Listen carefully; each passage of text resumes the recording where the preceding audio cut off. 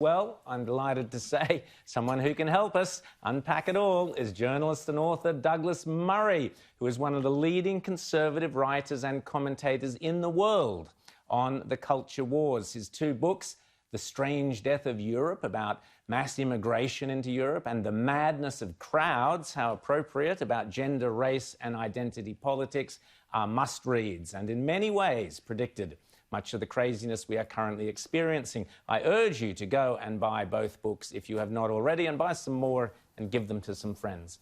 Douglas is also a great friend of Outsiders. He's been on the show several times before and is an associate editor of The Spectator, as well as writing for many other publications. Douglas Murray, so great to have you back on Outsiders. How are you? It's very good to be with you, only sorry not to be able to be with you in person this time. Oh, well, I'm sure you will be when we let the Poms back into our country. You never know when.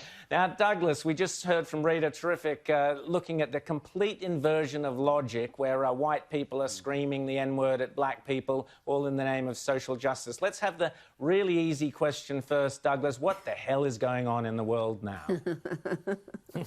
Well, it's several things. I mean, we have to sort of acknowledge that in part this must be some kind of reaction to the lockdown, or whatever one's views on that there has been this sort of feeling in every country where there's been a lockdown that, you know, people are going to let off energy. And, at such times you discover what the sort of sacred causes are of the time. In the UK, we had lockdown in order that we protected the National Health Service. But actually the Black Lives Matter movement basically broke the lockdown for everybody, because it was made clear that there are some causes even more important than the NHS in the UK. So what we're seeing is a sort of assertion of what the absolutely core values of our societies are, or think that they are. And in most of our countries, the one that everyone can agree on is anti-racism. The big problem is that the Black Lives Matter movement isn't just an anti-racist movement. It makes all sorts of assertions about our societies, which I think our societies cannot go along with. It makes all sorts of demands, which we just can't go along with. And the main thing is, and we saw that in these extraordinary clips you've just shown, the main thing is people who have downloaded into their systems a totally false idea of the societies that they live in.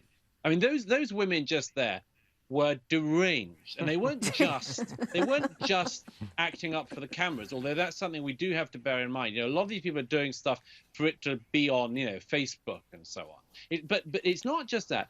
They are deranged because they have an idea about the country they are in that is false. It isn't the case, as people have just asserted in recent weeks with just enormous ease, that the American police just go around killing black people whenever they like. It's just not the case. There are all sorts of problems with policing in the US, but it's not the case what's being said about the US. And it certainly isn't the case that you can take a specific criticism of the US police and use it to claim not only that the British police and the Australian police are racist, but that our entire societies are based on bigotry. It's just not the case. So these people are railing and screaming and frothing at the mouth about something that is not true. Rita. Well, where does this intellectual dishonesty come from? Because a lot of these protesters, a lot of these activists are educated. I would argue they're educated but largely ignorant. But yes, where does this vacuousness come from, where they just seem to be bereft of facts and perspective? Well, I mean, you quite rightly point to the fact that these are people who, to some extent, have been educated into imbecility. At some cost to their parents or to the state, they have gone to universities that have made them stupider by the time they come out than they were when they went in. They've imbibed a whole set of jargon. I've written about all this in The Madness of Crowds. I had to read this gunk. And the central texts that these people rely on are so flimsy that they should be laughed at. Texts like that by the white woman, Robin DiAngelo, called White Fragility, that now goes everywhere. Yeah. This does an enormously dishonest move, and this is the move. It says white people are all racist and so incredibly racist that they just can't not be racist. Now, a white person who says, hang on a second, I don't think I am a racist, is then accused of white fragility. So the white fragility is an explanation of racism. So what we have here is a game set up for everybody to lose. And we can't play the game. We have to identify that's what's going on. Douglas, just quickly before James asks you something, we're going to be talking to Lawrence Fox shortly, later in the show, and he was a victim of precisely that. He stood up and said, no, I'm not racist, and Britain is not a racist country, and look what's happened to him. You've written about that. Yeah, I mean, the case of Lawrence Fox is really interesting because he said something that most people in Britain agree with, which is that actually, we're a tolerant country. And for that, the far left and grievance mongers went around saying, well, this was some kind of racist incident. To say that we're not racist is racist. That's another example of what I just said. It's this deliberately false and untrue game, an impossible game to win. And that's what they said about Lawrence Fox. Now, by the way, I mean, the far left says all sorts of things all the time. We have in the UK a Cambridge professor now who tweeted out this week the phrase, white lives don't matter. Now, that is racism, as it would be if somebody, I mean, I can't think of somebody in public life who'd say this, but if somebody said black lives don't matter, I mean, what a reprehensible person that would be. Or somebody who said, Indian lives don't matter. What a horrible person. And here is a professor at one of our great universities is using social media to say white lives don't matter. And you think, what's gone wrong here? And what's happened is that the view the general public holds, and I think I haven't been to Australia for 18 months or so, but I think it's the same in Australia as it is here in Britain.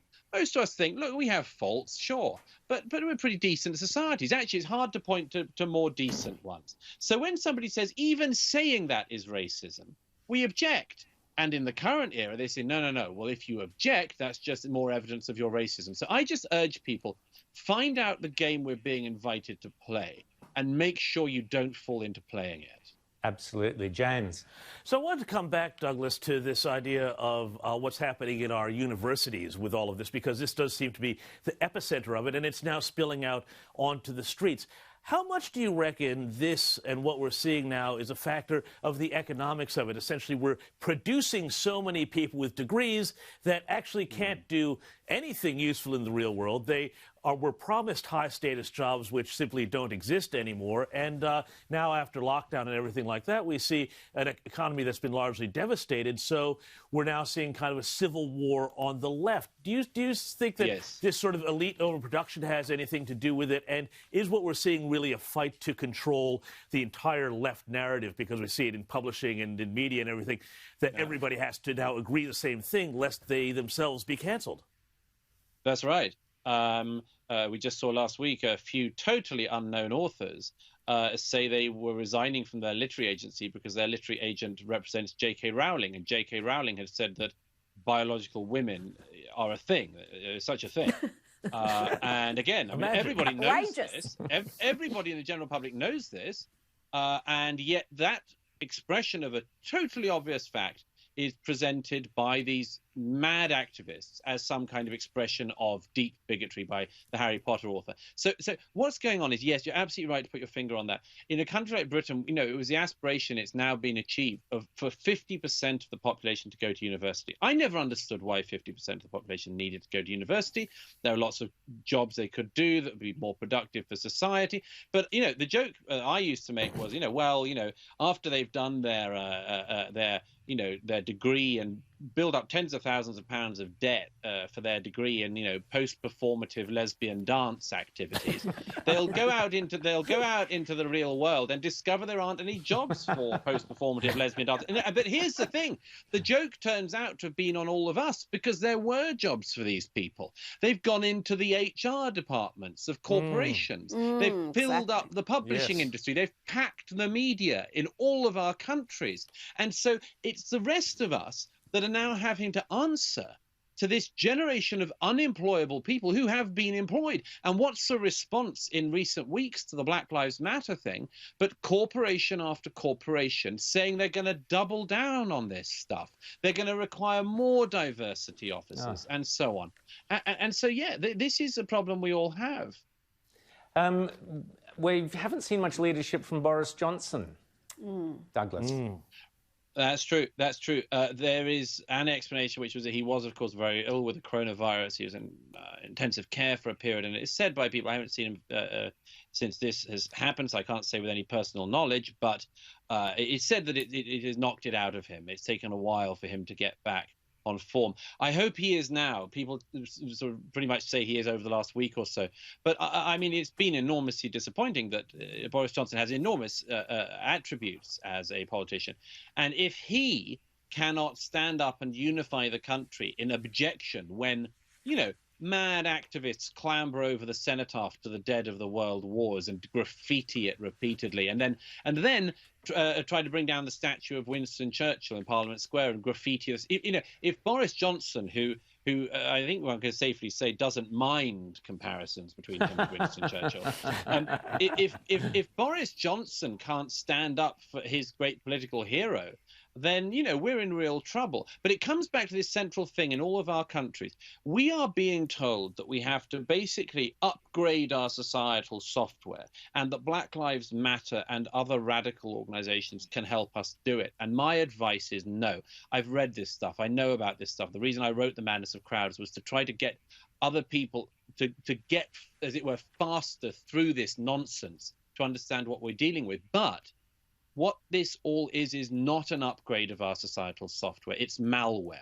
It's designed to derange our societies. It's designed to bring the whole thing down. What else is this nonsense talk of the privilege hierarchy? Nobody knows what the hell this thing is. You can't work out where anybody is on it any hour from 1 hour to the next. And these presumptuous postgraduates have said that the game of life is to work out who's got privilege and who isn't, and squeeze it from the people who have and give it to the people who haven't.